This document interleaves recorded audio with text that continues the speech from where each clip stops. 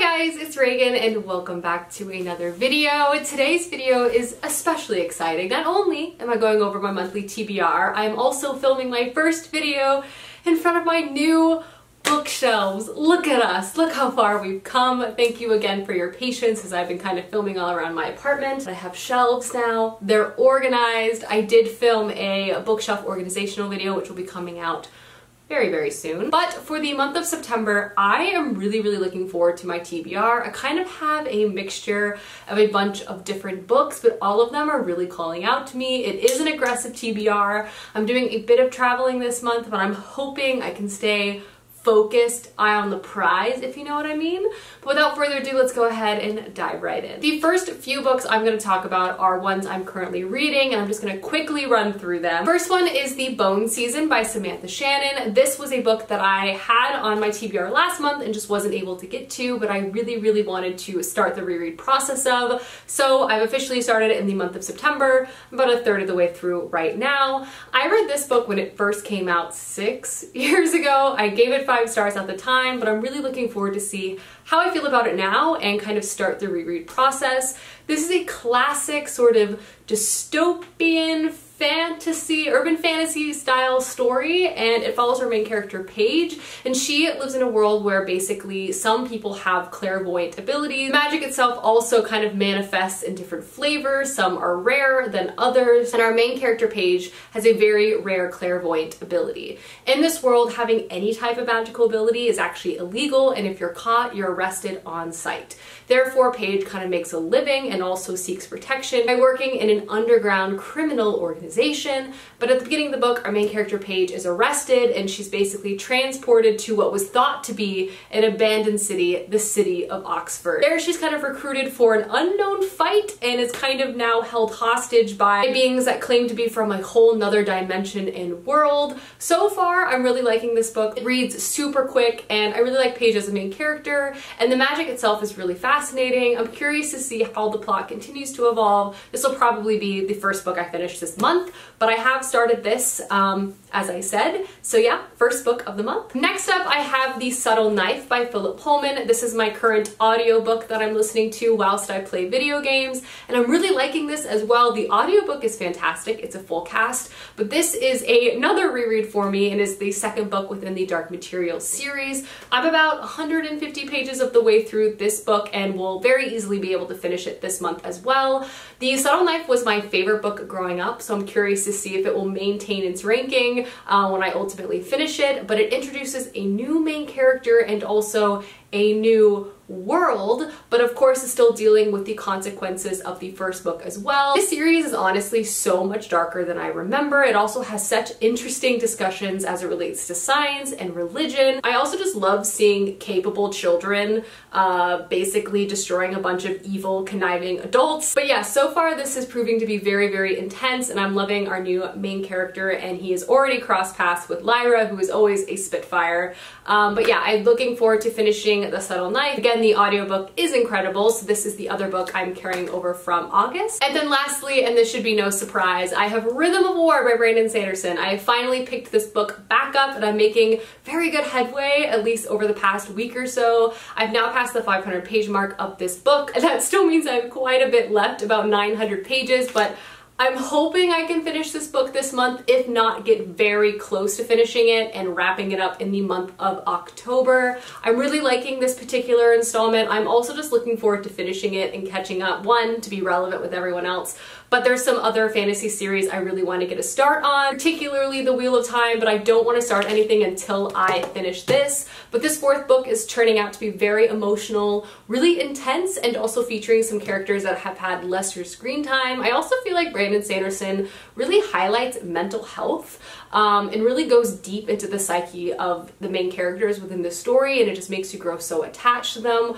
while constantly having some of the most intense plots out there. Rhythm of War, 500 pages in, really loving it, and will be continuing to read this book throughout the entire month as well. Alright, let's talk about some fresh books I have not featured before. The first is The Inheritance of Orquídea Divina. I got this book, I want to say, a month or so ago, and ever since I picked it up, I have not been able to stop thinking about it, and once I unpacked all of my books, I saw it and I was like, yes, I need to read this right away. It just feels like it's going to be lyrical, full of magic and family, and honestly the perfect book to help lead me into all of the fall vibes. The tagline of this book is, "The stars have shifted, the earth has turned, the time is here, I am dying, come and collect your inheritance." And this follows the Montoyas, and they're used to not really asking questions about some of the unusual things that surround them. For example, the pantry seems to never run out of food, and the matriarch of the family never leaves the house, no matter what. Not for baby showers, not for graduations, not for weddings. But when an invitation from Orcadia Divina arrives at their home, inviting the entire family to her funeral,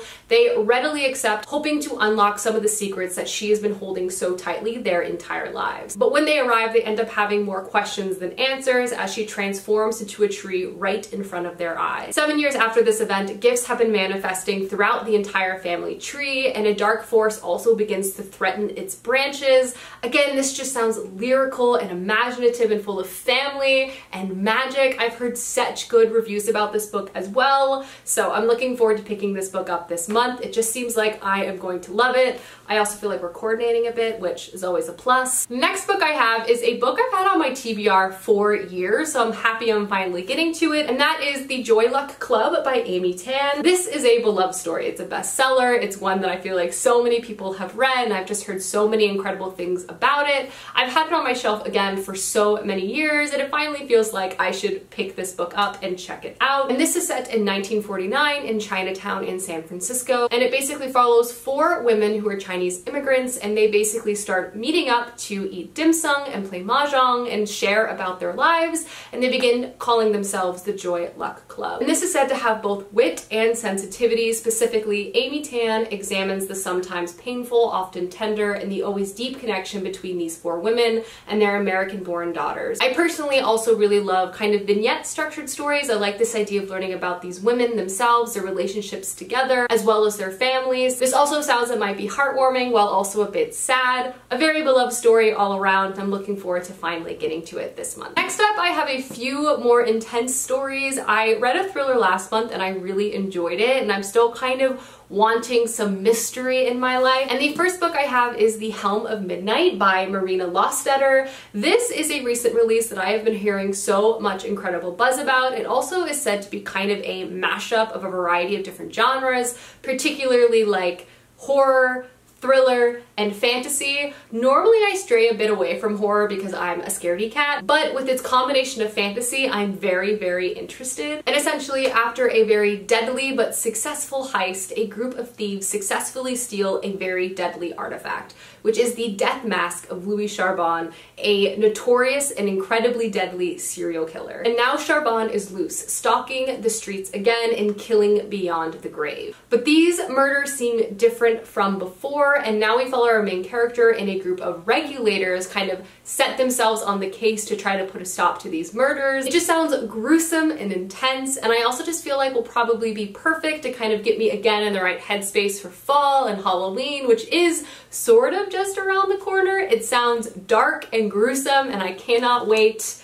I don't know. It sounds like it's gonna possibly rip me apart, but hopefully also blow my mind. So I'll let you know. Next up, I am starting a very long series, and that is the Leviathan Wake series, the Expanse series by James A. Corey. This is a beloved work. There are also so many books out, but this has been described to me as kind of like a murder mystery in space, like a space opera with like intense politics and like death in space. We shall see. This is a multi-POV story, and one of our perspectives is Jim Holden, and he is an ice miner that basically transports mining ore from the rings of Saturn to a space station. However, on one of his runs, him and his team runs into a derelict ship and basically stumbles upon a secret that he wished he never knew because people will kill for it and have in the past. Unfathomable to Jim and his crew, they basically have to try to understand why the ship was abandoned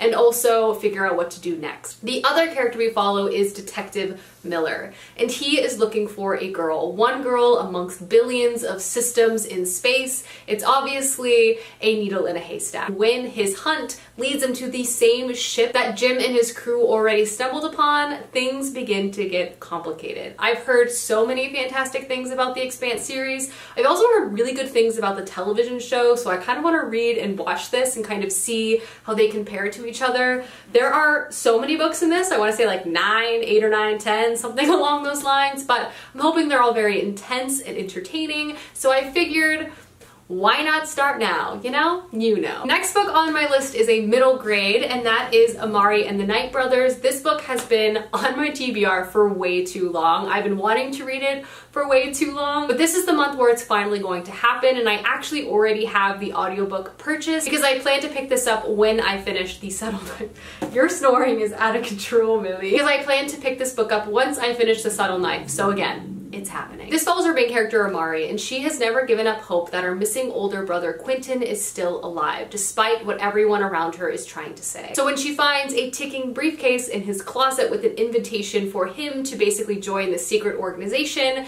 she decides to enter the trials herself, hoping to unlock answers regarding her missing brother. Now Amari is thrown into a world of magicians, fairies, and other magical creatures, and is also competing in trials that other children have been preparing for their entire lives.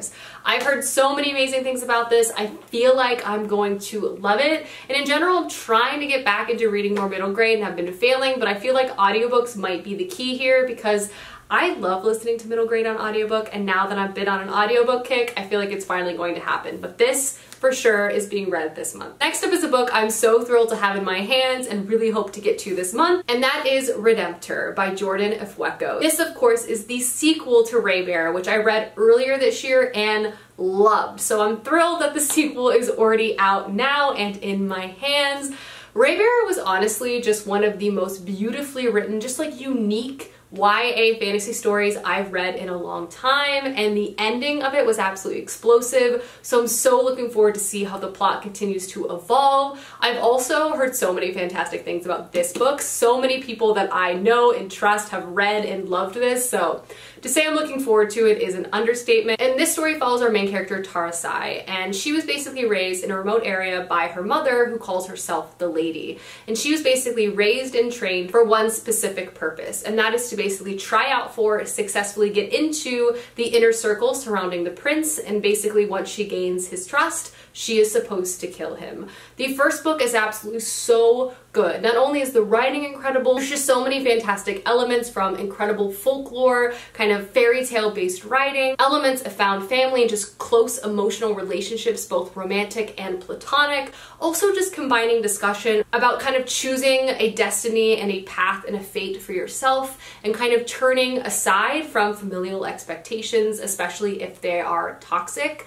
The first book was just impeccable. I could go on and on about it, but the sequel I'm so looking forward to, as I feel like it's going to expand on the magic as well as elements of the folklore even more. So definitely hoping to get to this book this month. This was a recent purchase, a pre-order for me on my TBR. And then the last two books on my TBR I'm really looking forward to. I'm very much in the mood for like lyrical writing, retelling, kind of a historical setting centering women. So I have two books that I feel like are gonna really fit that bill. The first is The Mercies by Kieran Millwood Hargrave. This is a book Clay actually picked out for me last year, and he's actually read it and really enjoyed it, and I just feel like it's time I finally pick it up and read it. I know he'll be excited about it, so we can talk about it together, but this is a historical fiction novel I feel like I am going to love so much. This, I believe, is a multi-perspective story and follows different women living in one small Norwegian village set in 1617, and before the start of this book, this village has experienced a very unique situation, and that all the men have died in a tragic fishing accident.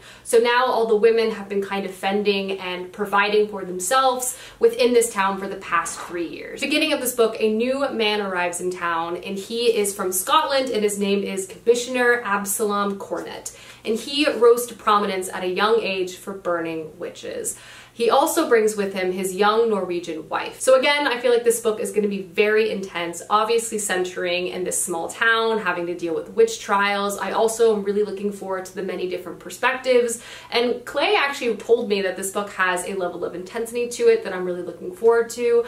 I also feel like it's going to be very lyrical, it's going to draw me in, and I'm hoping this is going to be a new fave. I'm just a sucker for historical novels, kind of like this, like lyrical, beautiful, dark, grim, you know? So this is a book I hope to read as well. And the last book that's on my TBR is Arondine, I apologize if I mispronounced that, by Jennifer Saint. And this is a Greek mythology retelling. Again, I'm just very much in the mood for historical retelling. And this follows our main character, Arondine. She spends her days dancing, laughing, as well as listening to her nursemaid's tales of gods and heroes, as well as hearing the hoofbeats of her brother who lives below, the Minotaur. And when Prince Theseus arrives at her family's home claiming he's going to slay this beast, and she sees within his green eyes not a threat but an escape. She risks it all for love and helps Theseus kill her brother the Minotaur. Will this decision ensure that she will have a happy ending? Again, this is a retelling of a very famous myth, but from the perspective of the female main character. Obviously, I'm